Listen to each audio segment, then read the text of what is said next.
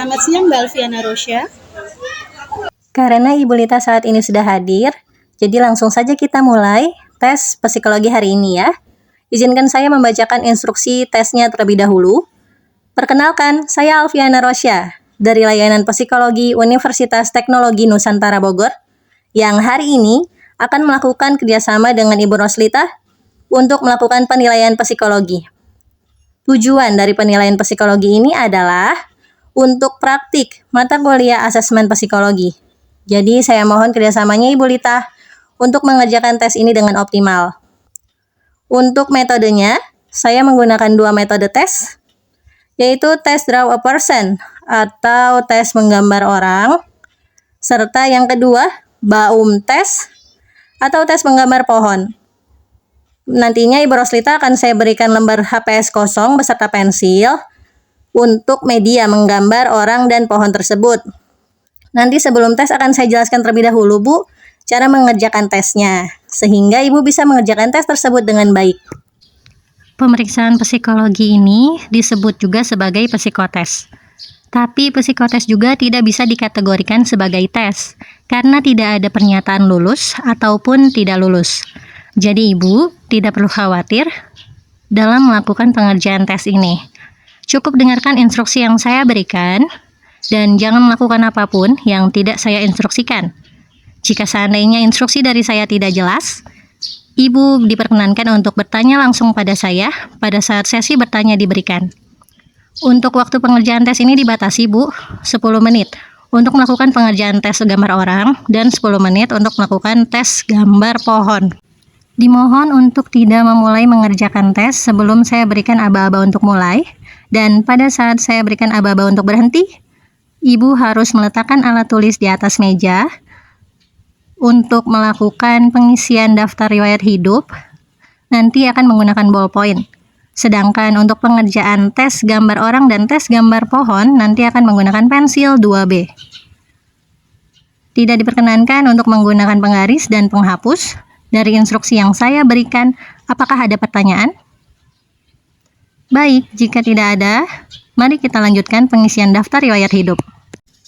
Sesi 2 yaitu pengisian riwayat hidup testi. Pengisian riwayat hidup ini belum termasuk dalam tes psikologi, hanya untuk melengkapi berkas Ibu Roslita saja ya. Saya izin jelaskan terlebih dahulu cara pengisian daftar riwayat hidupnya. Nomor pemeriksaan nanti diisi 01 karena Ibu merupakan testi pertama dalam pemeriksaan psikologi ini. Lalu untuk tanggal pemeriksaan diisi tanggal hari ini yaitu 24 Juni 2024. Nama lengkap diisi dengan nama lengkap Ibu Roslita. Jika seandainya terdiri dari 2 suku kata seperti saya Alfiana Rosya, tidak boleh disingkat ya Bu, tidak boleh jadi Alfiana R, tapi harus lengkap Alfiana Rosya dan ditulis menggunakan huruf kapital. Lalu tempat tanggal lahir diisi sesuai dengan tempat tanggal lahir Ibu Roslita dan tahun lahirnya, tahun kelahiran Ibu dilahirkan, bukan tahun 2024 ya. Lalu jenis kelamin, coret yang tidak perlu. Agama diisi sesuai dengan agama yang Ibu anut. Suku bangsa diisi sesuai dengan suku bangsa daerah Ibu berasal, bukan Indonesia. Jadi seperti Sunda, Jawa, Batak, Minang, dan Manado. Lalu untuk jumlah anak diisi, jika Ibu belum memiliki anak, berikan tanda strip. Untuk alamat diisi sesuai dengan alamat domisili tempat tinggal Ibu sekarang. Lalu nomor telepon yang dapat dihubungi diisi dengan nomor telepon HP Ibu ya. Nama ayah ditulis jika seandainya ayah sudah meninggal. Di belakang nama ayah ditulis dalam tanda kurung keterangan almarhum. Pekerjaan ayah jika ayah sudah meninggal diisi dengan pekerjaan terakhir ayah Ibu Ros. Untuk alamat ayah, jika sama dengan alamat Ibu Ros, bisa ditulis idem. Jika seandainya ayah sudah meninggal, berikan tanda strip saja. Begitu juga dengan nomor telepon ayah. Jika ayah sudah meninggal, tinggal diberi tanda strip. Pengisian nama Ibu juga sama. Jika Ibu sudah meninggal, di belakang nama Ibu ditulis dalam tanda kurung keterangan almarhumah. Pekerjaan Ibu ditulis pekerjaan terakhir Ibu sebelum meninggal. Lalu alamat Ibu. Jika Ibu sudah meninggal, tinggal diberi tanda strip saja. Begitu juga dengan nomor telepon yang dapat dihubungi, tinggal diberi tanda strip saja jika Ibu sudah meninggal. Nama pasangan Ditulis nama pasangan, jika seandainya pasangan sudah meninggal, dituliskan dalam tanda kurung keterangan almarhum di belakang nama pasangannya ya Bu. Lalu pekerjaan pasangan ditulis dengan pekerjaan terakhir pasangan ibu sebelum meninggal. Alamat pasangan jika sudah meninggal tinggal diberikan tanda strip. Lalu untuk nomor telepon pasangan yang dapat dihubungi tinggal diberi tanda strip saja jika pasangan sudah meninggal. Lanjut, di sini ada beberapa kolom yang mengenai identitas ibu. Kolom pertama yaitu kolom pendidikan, jenjang SD, SMP, SMA sampai dengan universitas. Ditulis nama sekolah tempat ibu menempuh pendidikan, lalu kota di mana sekolah tersebut berada. Lalu tahun lulus. Tahun lulus ibu pada saat selesai menempuh pendidikan di sekolah itu. Dan jurusan? Jurusan berarti di SMA dan universitas saja ya Bu, karena SD SMP tidak ada jurusan. Lalu yang kedua, kursus atau upgrading. Ini dituliskan saja 3 kursus yang menurut ibu paling utama, seperti contohnya ibu pernah mengikuti kursus mengetik, lalu kursus bahasa Inggris, atau kursus tata niaga. Kota tempat kursus tersebut dilaksanakan, lalu lama kursus misalkan 3 bulan, 6 bulan, atau boleh tahunnya saja. Ibu kursus tersebut pada tahun 2018 juga boleh ditulis di sini. Instansi penyelenggara seperti Ganesha Operation, lalu ada dari Lion Air Training Center juga boleh ibu tulis di sini. Yang ketiga, pengalaman bekerja. Nama instansi atau perusahaan di mana Ibu Ros pernah bekerja ditulis di sini. Lalu kota tempat instansi atau perusahaan tersebut berada, jabatan Ibu pada saat bekerja menjabat sebagai apa ditulis di sini, dan lama masa kerja ditulis di sini. Jika Ibu lupa berapa bulan, Ibu bisa tulis tahunnya aja. Misalkan Ibu kerja jadi guru pada tahun 2014, tulis di sini ya Bu, 2014. Lalu untuk organisasi. Organisasi ini hanya untuk organisasi yang bukan otomatis ya Bu. Jika organisasi OSIS kan otomatis dari sekolah, itu tidak perlu ditulis. Boleh ditulis jika Ibu memegang jabatan seperti ketua OSIS. Nah, contohnya di sini ditulis OSIS, jabatannya ketua, selama berapa bulan masa jabatannya. Jika lupa boleh tulis tahunnya aja, lalu kota tempat organisasi tersebut. Kita lanjut ke olahraga. Nomor 5, olahraga. Di sini ada kolom aktif dan pasif. Maksudnya adalah olahraga yang Ibu tekunin sampai sekarang itu Ibu checklist di sini aktif. Saya sampai sekarang masih aktif senam. Tapi dulu Ibu pernah nih ikut voli. Ibu checklist di sini pasif. Olahraganya ditulis voli. Begitu juga dengan kesenian ya Bu. Contohnya Ibu dulu di sekolah pernah ikut kesenian tari Sunda, tari Jaipong. Ditulis di sini nih tari Jaipong.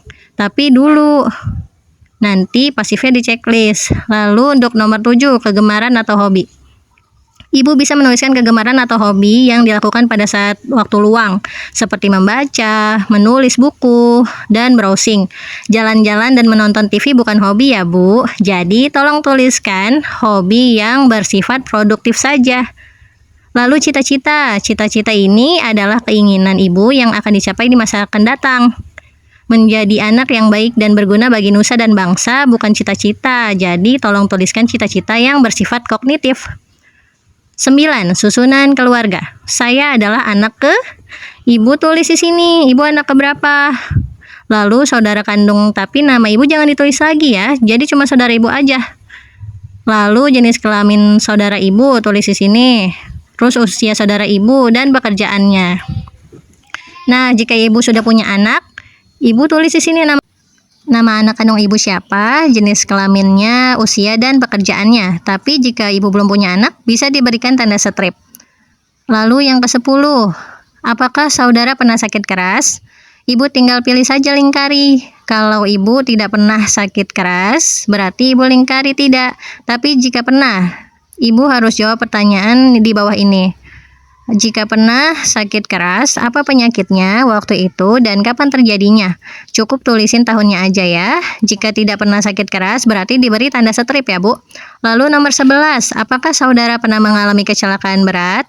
Kecelakaan berat di sini maksudnya adalah kecelakaan yang menyebabkan efek samping sampai sekarang. Misalkan kaki Ibu jadi pincang, atau tangan Ibu jadi nggak bisa digunakan secara optimal. Itu nanti dilingkarin. Jika pernah mengalami kecelakaan berat, maka jawab pertanyaan yang di bawah ini ya Bu. Kecelakaan apa sih waktu itu? Terus kapan sih terjadinya? Cukup ditulisin tahunnya aja. Terus apa sih akibatnya sampai sekarang? Tapi kalau Ibu tidak pernah mengalami kecelakaan berat, silahkan diberi tanda strip. Lalu yang terakhir, nomor 12. Pernahkah saudara mengikuti psikotes? Ibu lingkarin di sini kalau pernah. Tapi kalau nggak pernah, Ibu lingkarin yang di sini. Kalau pernah, Ibu jawab pertanyaan yang ini. Kapan Ibu ikut psikotes? Cukup tahunnya aja yang ditulis. Lalu tempat pelaksanaannya di mana? Cukup kotanya aja. Terus tujuan untuk psikotes itu apa sih? Apakah untuk nyari kerja, pemilihan jurusan universitas, atau lain-lain? Nanti jika lebih dari sekali, harap ditulisin semuanya ya Bu. Tapi seandainya belum pernah ikut psikotes, cukup berikan tanda strip. Nah terakhir di bawah sini, di tulisan Depok 24 Juni 2024, Ibu tanda tangan. Lalu di bawahnya ditulis nama lengkap Ibu. Baik, sekian dari saya untuk penjelasan cara pengisian daftar riwayat hidup. Kita lanjutkan untuk pengerjaan tes DAP dan tes baumnya ya Bu. Saat ini kita tiba di puncak acara tes penilaian psikologi hari ini, yaitu tes Draw a Person atau DAP atau tes menggambar orang, serta baum tes atau tree drawing test atau yang lebih sering disebut dengan tes menggambar pohon. Tes menggambar orang dan tes menggambar pohon ini adalah penilaian psikologi secara grafis yang digunakan oleh para psikolog untuk menilai kepribadian seseorang melalui gambar yang mereka tuangkan di dalam kertas kosong ini. Nanti saya mohon kerjasamanya Ibu Lita untuk menuliskan nama, usia, dan jenis kelamin Ibu Lita di atas kertas kosong ini. Dan untuk melakukan pengerjaan tes menggambar orang, Ibu nanti akan saya minta untuk menggambar orang lengkap dari atas kepala sampai ke bawah kaki yang sedang melakukan kegiatan tertentu. Lalu Ibu tuliskan siapa sih orang yang Ibu gambar, usianya berapa, lalu jenis kelaminnya apa, lalu tuliskan 3 sifat positif dan 3 sifat negatif dari orang tersebut. Saya berikan Ibu waktu masing-masing 10 menit, jadi 10 menit untuk mengerjakan tes gambar orang, 10 menit untuk mengerjakan tes gambar pohon. Sampai sini Bu, apakah ada pertanyaan? Baik, jika tidak ada pertanyaan, tesnya akan segera kita mulai. Ibu baru boleh mengerjakan tes kalau saya bilang mulai, dan pada saat nanti saya bilang berhenti, Ibu harus meletakkan alat tulis Ibu di atas meja dan meletakkan hasil gambar Ibu di sebelah kanan Ibu ya. Untuk tes menggambar orang akan segera saya mulai. Dimulai dari hitungan mundur ya Bu. 3, 2, 1, mulai. Ibu Lita, waktu untuk mengerjakan tes gambar orang sudah selesai. Dimohon untuk meletakkan alat tulisnya ya. Baik, terima kasih Ibu Roslita. Kita lanjutkan untuk mengerjakan tes yang kedua ya. Selanjutnya kita akan melakukan tes menggambar pohon. Ibu akan saya berikan kertas kosong, lalu tuliskan di sini nama pohonnya pohon apa. Jangan lupa untuk menuliskan nama Ibu, usia, dan jenis kelamin di kertas ini ya. Dimohon untuk menggambar pohon yang berkambium. Tidak diperkenankan untuk menggambar pohon pisang, pohon bambu, dan semak belukar. Waktu pengerjaan dimulai pada saat saya bilang mulai, dan pada saat nanti saya instruksikan berhenti, alat ditaruh seperti pengerjaan tes pertama. Saat ini kita masuk ke sesi tes yang kedua, yaitu tes baum atau menggambar pohon. Waktu 10 menit akan dimulai dari sekarang. Ibu Lita, waktu pengerjaan telah usai, silakan alat tulis diletakkan di atas meja. Baik, terima kasih Bu Lita. Ibu Roslita, pelaksanaan penilaian psikologi, tes menggambar pohon dan tes menggambar orang sudah selesai dilaksanakan pada hari ini. Terima kasih banyak Ibu atas kerjasamanya ya. Sehat selalu ya Bu. Sampai jumpa di waktu yang akan datang.